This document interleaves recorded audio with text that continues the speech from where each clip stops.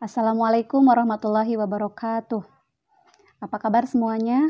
Mudah-mudahan hari ini semuanya sehat ya. Hari ini ada yang tahu tanggal 2 Mei diperingati sebagai hari apa? Betul, Hari Pendidikan Nasional.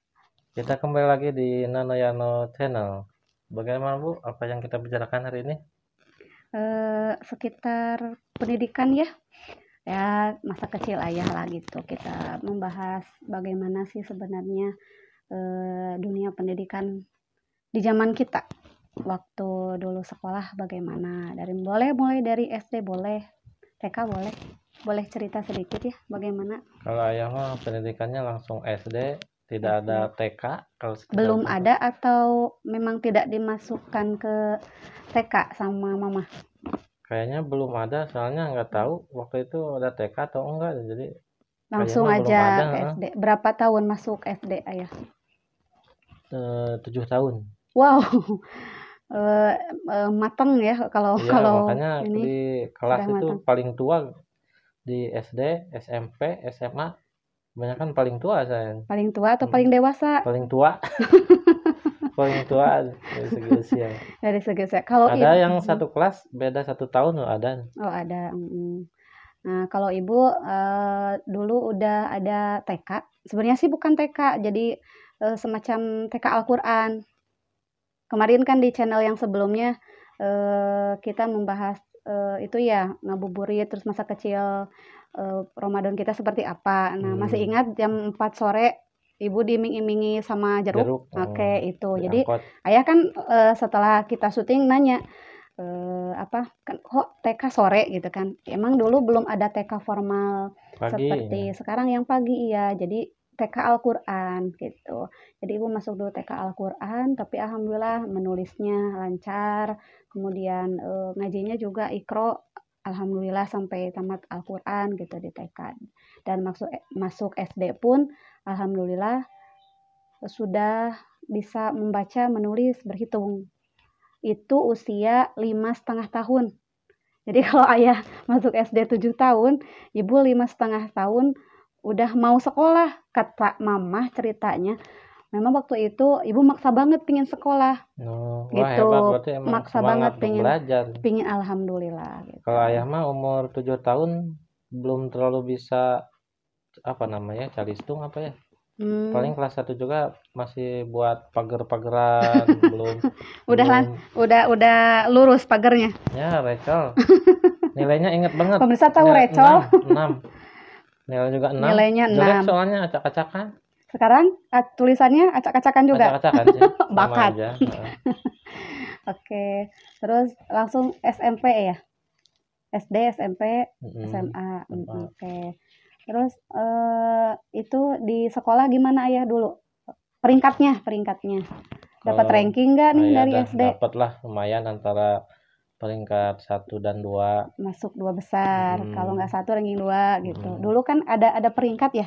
Ada. Malah di zaman kakak ibu ya si Teteh itu pernah ada ranking 1,5. Oh iya, pernah ayah juga. Oh pernah? Oh. Pernah, jadi ranking satunya ada 2 orang gitu. Lucu gitu lihat rapot si Teteh 1,5. Oh ini maksudnya apa Teh? Itu ranking satunya ada 2 orang katanya. Jadi yang ranking satunya mungkin nilainya sama. Nilainya sama. Jadi untuk menentukan siapa yang ranking 1 ke 1, ranking 1 ke 2, 1,5 gitu.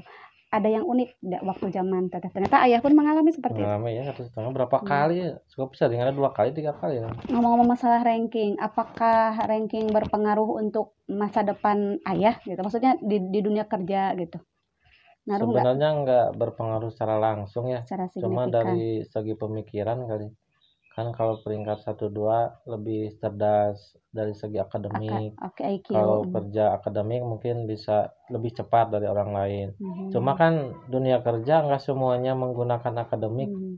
Menurut calistung gitu ya. Kebanyakan ada yang harus berhubungan dengan orang lain. Sosialnya gitu ya. Marketing. Jadi sedangkan ayah sangat lemah kalau marketing itu. Jadi peringkat nggak terlalu mempengaruhi untuk dunia kerja. Apalagi dunia kerja kan sekarang kan unik-unik tuh. Kayak YouTuber sekarang nggak perlu ijazah apa gitu, tinggal mau aja, tinggal rajin jadi YouTuber. Iya, betul betul, betul sekali. Makanya sekarang di kurikulum 2013 memang tidak ditekankan untuk peringkat ya. Sekarang tidak ada lagi misal, di akhir tahun diumumkan ranking satu berapa siapa, ranking 2 siapa, enggak gitu. Karena setiap anak katanya punya, Kelebihan. kelebihan dan kekurangannya masing-masing Tapi gitu. kayaknya cukup sulit dan memerlukan waktu karena Nah, iya, harus adaptasi dengan budaya, dengan betul betul, pemikiran orang tua. betul Yang sekali. dari dulu kan fokusnya ke peringkat, kalau nggak peringkat 1, 2, sampai 10 nggak ada, berarti anak itu bodoh Mhm, atau gimana. Padahal kan iya, ada aspek lain yang ada dimiliki anak itu anak, yang bermanfaat di dunia kerja di masa mendatang gitu. bisa jadi yang mungkin rankingnya nggak ranking satu, nggak masuk ranking, justru di masa depan dia lebih sukses ya? Iya, Bisa iya, jadi ya? iya, benar. Itu memang banyak pengalaman sekali teman-teman saya, teman-teman ibu waktu sekolah gitu ya, dia memang nggak terlalu istilahnya ya nggak masuk ranking lah gitu, tapi ternyata wow gitu, sekarang sukses sekali gitu. Jadi, eee makanya orang tua yang kalau misalkan ngambil rapot ya, memang masih ada sih yang nanyain ranking berapa Mm-mm. anak saya gitu. Jadi sekarang jangan terlalu Nggak terpaku terlalu ini. lah ya gitu. Jadi, tolong untuk sekedar tahu sih mungkin boleh. Jadi, oh Ya, oh boleh. untuk ini apa, motivasi gitu, oh anak saya posisinya ada di, tengah-tengah, oh anak saya ada di, 10 besar gitu. Jadi nanti ada motivasi supaya lebih giat lagi. Tapi ya, untuk misal yang pola belajarnya gitu aja, soalnya ada kan anak yang misal maaf peringkatnya di bawah gitu, itu dari urutan nilai. Kalau kemampuannya kan ada yang pintar sepak bola gitu kan, apa gitu, kalau kalau disuruh nyanyi dia pinter gitu. Tapi untuk akademik dia misal di bawah, untuk nilai pengetahuannya di bawah gitu. Tetap aja itu orang tua masih ada yang baper. Jadi, merasa bahwa, "Oh, anak saya Bu paling bodoh ya di kelas." Itulah Aduh, tantangan pendidikan yang jadi sekarang harus mengubah budaya betul. ibu-ibu, Jadi ibu suka orang bingung tua. mau, aduh ngejawabnya gimana nih yang enak, yang bijak gitu, biar nggak ada kesan bahwa si anak itu, apa, paling bodoh misal gitu. Dan ibu nggak pernah bilang si A bodoh, B enggak gitu, cuman ya itu kemampuan anak memang Ya, beda-beda ya, beda-beda, iya. Kembali lagi ke ranking ayah waktu kecil, apakah ada tuntutan dari orang tua ayah waktu kecil harus ranking gitu? Enggak lah, santai aja orang tua mah. Enggak ya? Mau ranking Berarti nggak satu, jadi beban gitu ya hmm, kalau misalnya ranking satu. Kalau ibu sih memang enggak, si mama enggak terlalu apa, kalau misal tiba-tiba turun ya ranking 2 gitu, terus, mama marah, enggak. Cuman ibu pribadi ya karena mungkin memang udah karakternya, perfeksionis gitu ya ibu, jadi ketika ketika nilai turun nangis gitu, ada baper-bapernya ya, jadi ada nangis lah gitu, ada kecewa, marah gitu, "Oh kenapa saya ranking 2?" gitu. Apalagi ngaruhnya waktu di, SMK.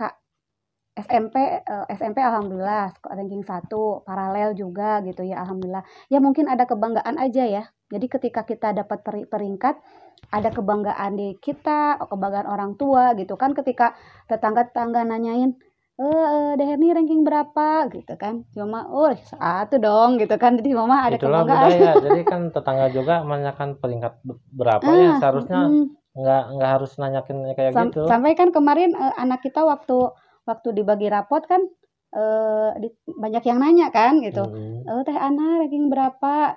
Pas kebetulan ranking satu, "Wih, mamahna juga pinter," kan jadi Ada disangkut-sangkut. kebanggaan Ya mungkin gitu. cuma ada kebanggaan aja, tapi alhamdulillah untuk ke anak kami menekankan untuk tidak terlalu memikirkan ranking ya, dan Teh Ya, Ana pun belajarnya enjoy gitu, enjoy dia mau ranking 2 oke gitu, mau ranking satu alhamdulillah gitu, itu bonusnya mungkin gitu dari guru. Cuman alhamdulillah justru anak-anak pertama kami ya sama ayahnya nih, di apa, malah disuruh bermain. sering disuruh bermain. Soalnya Malah sering bermain disuruh lebih banyak bermain. mendapat ilmu-ilmu yang Ya, saya anggap bisa disuruh berguna untuk yang mhm, akan datang gitu bermain itu. disuruh bersosialisasi. Awal-awalnya saya, ya karena saya guru gitu ya, kurang kurang setuju dengan ayahnya, "Loh kok ayah malah disuruh main?" Gitu. Jadi kalau pulang kerja yang ditanya bukan, "Teh udah ngerjain PR belum? Udah belajar belum?" Bukan. Yang ditanya, "Teh udah main?" Mainnya sama siapa? Terus misal di rumah gitu, mainnya di rumah tadi sama si A gitu.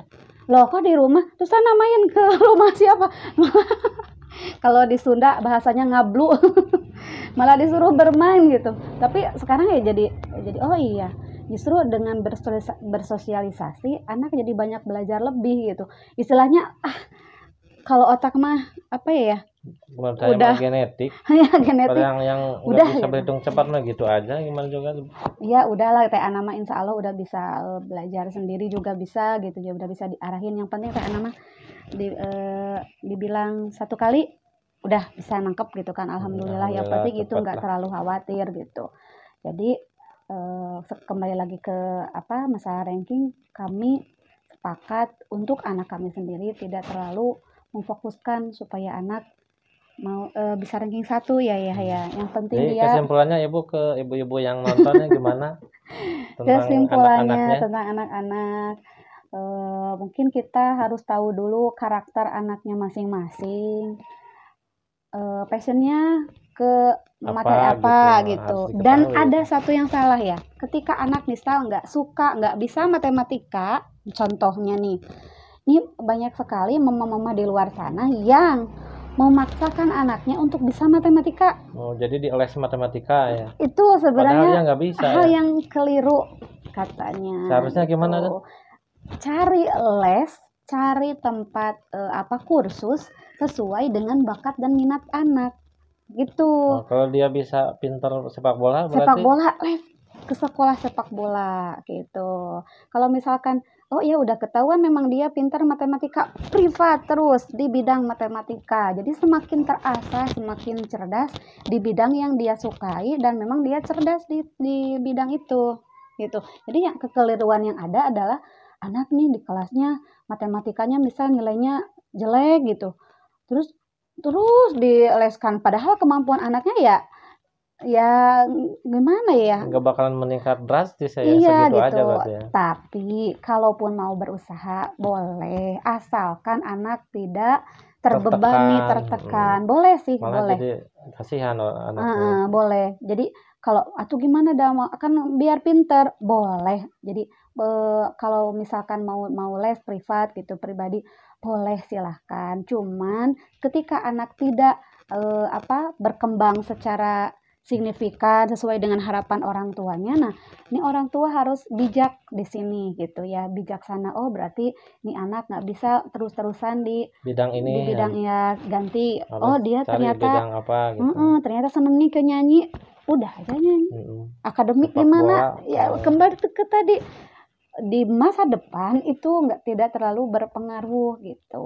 Mungkin seperti itu. Yang penting anak tidak terlalu ketinggalan pelajaran pokok di sekolah. Bisa mengikuti dengan baik, belajarnya konsentrasi di kelas ya. Ibu justru malah malah sekarang ya, betul sekali. Karakter sekarang lebih diutamakan, betul sekali. Ibu lebih khawatir kepada anak yang misal di kelas ada yang pemarah gitu ya, atau ke teman-temannya itu susah untuk gabung gitu, dia menyendiri.